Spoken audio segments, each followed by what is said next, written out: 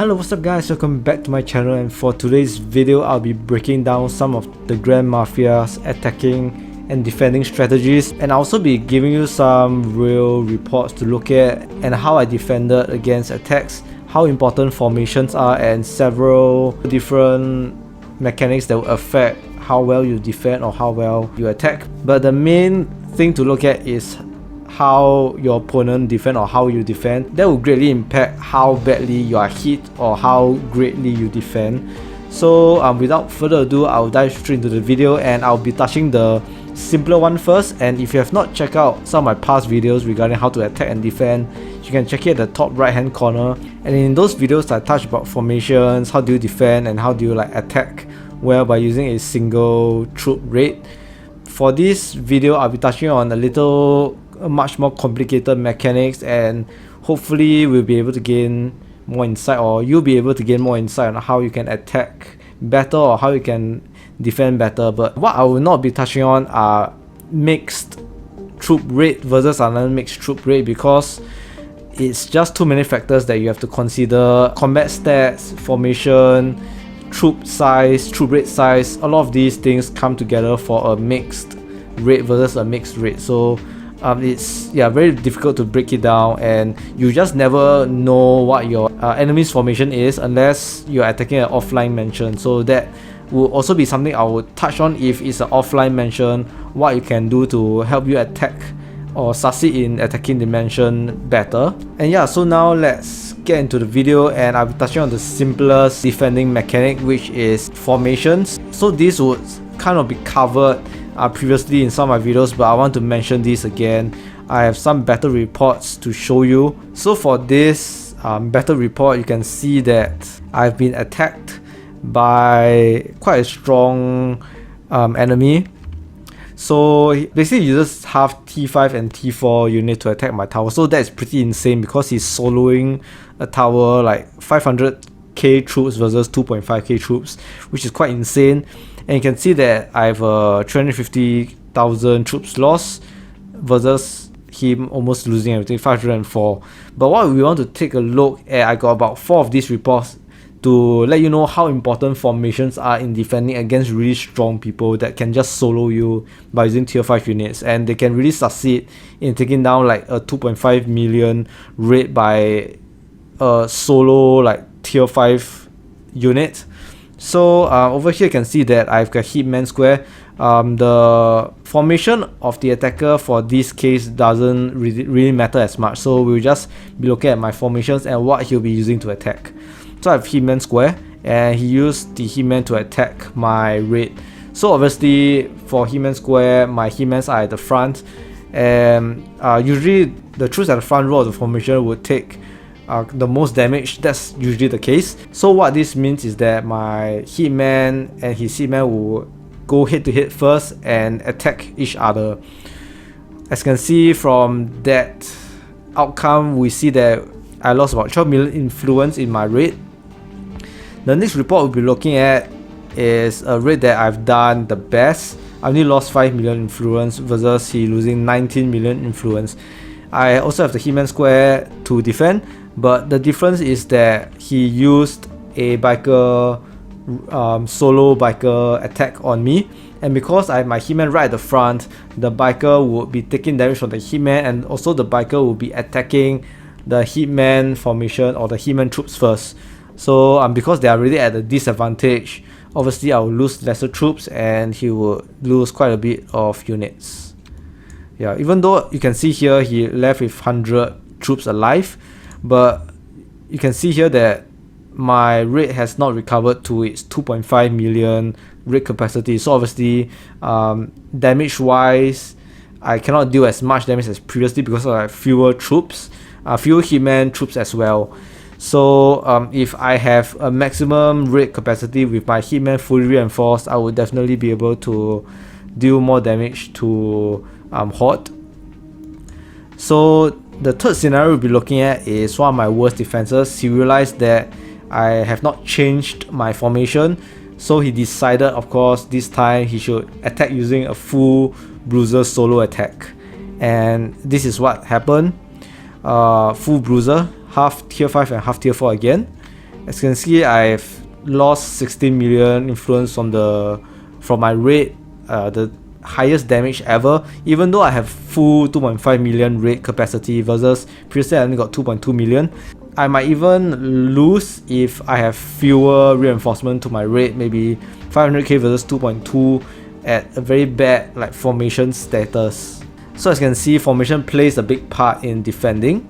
And the last report I have is that I decided to change to a biker square and he attacked me with bikers. So this is very similar to the first report where Hitman versus Hitman. This time is bikers versus bikers. As you can see, influence loss is about 10 million as compared to my Hitman, which is like 12 million. So as you can see, the influence loss is quite similar. The best defense I have was 5 million loss with fewer people in the raid. This is the perfect formation that helped me defend well. So I want to reiterate that formation is really important in defending against your enemies. Of course, attacking is important as well, but if you perform a single troop raid, your formation is more or less very similar. So this is the first point that I want to touch on.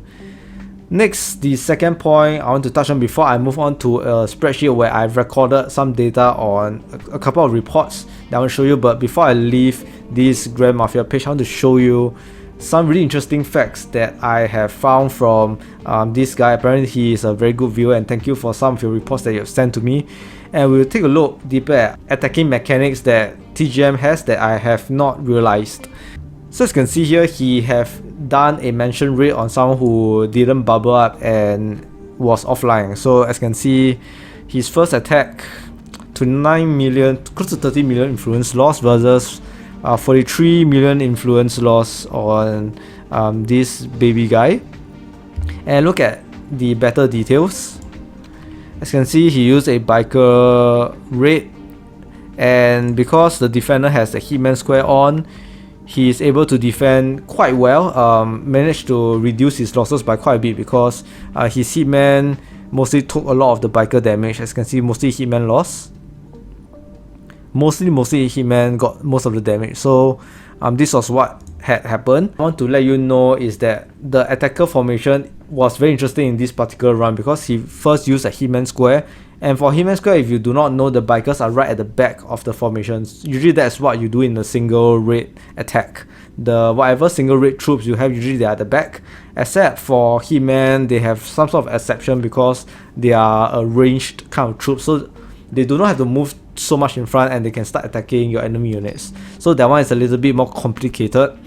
What I want to show you is the second report, similar attack, second report after this. And so this is the second report that happened right after the first report that I've just shown you. And you can see there's a massive amount of difference, 25 million loss from Hot, previously about close to 30 million, and this guy almost lost 120 million influence. Really devastation on this. Mentioned, really sad to hear that you have a lot of dead troops. However, the only difference he have done was that he changed his Hitman square to a Hitman wedge, using the same exact biker raid formation. And as you can see, a lot of his bruisers are dead. And I've kind of come up with a very interesting hypothesis that supports why this mention raid was an incredible success, even though the formation was Hitman square. Usually this Hitman square will counter the biker raid formation. So I'll go to the formation page right now. Hitman wedge and Hitman square, remember these two formations. Right, over here you can see our formation page. Of course, the first report we've seen, Hot versus the baby guy, was he used a Hitman square. The bikers right at the back of the formation so that most of the units in the front would tank some of the damage before the bikers come and attack the enemy forces. However, for the second one, you notice that he switched to a Hitman wedge with a full biker raid.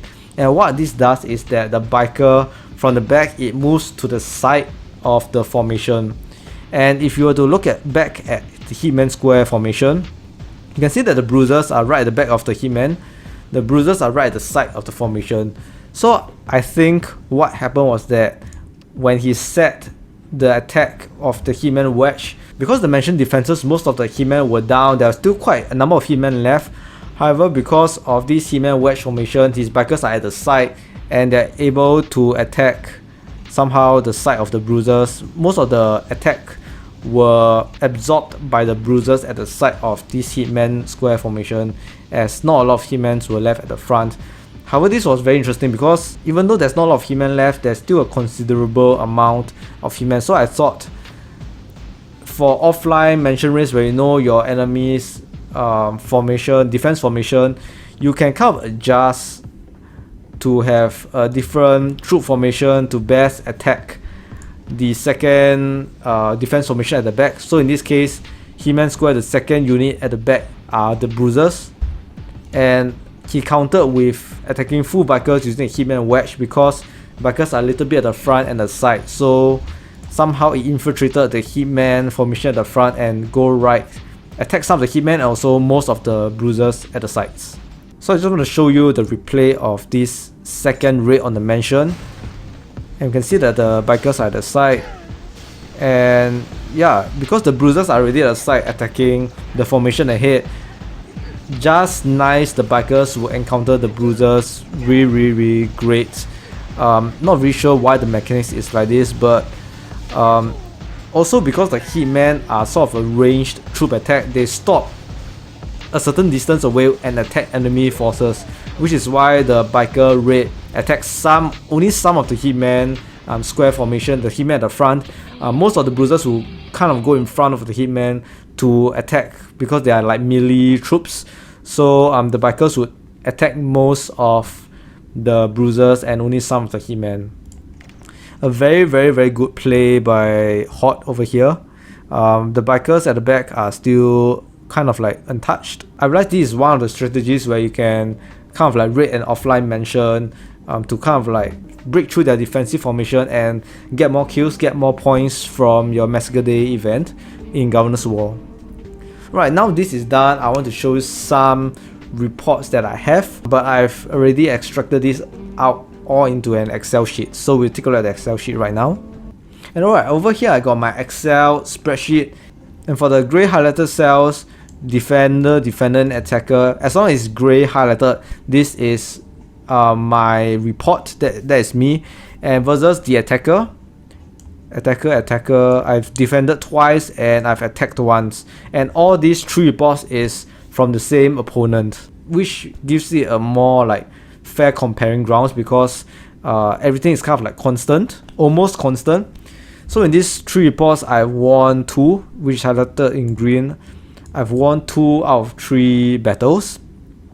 And what was very interesting when I found is that, as you can see over here, I've lost 1 in my defensive position and I've won once in my defensive position. So as you can see, the difference between my losing defense versus my winning defense is mainly how much buffs that I have increased from just under 1200% attack buff to slightly above 1200% buff.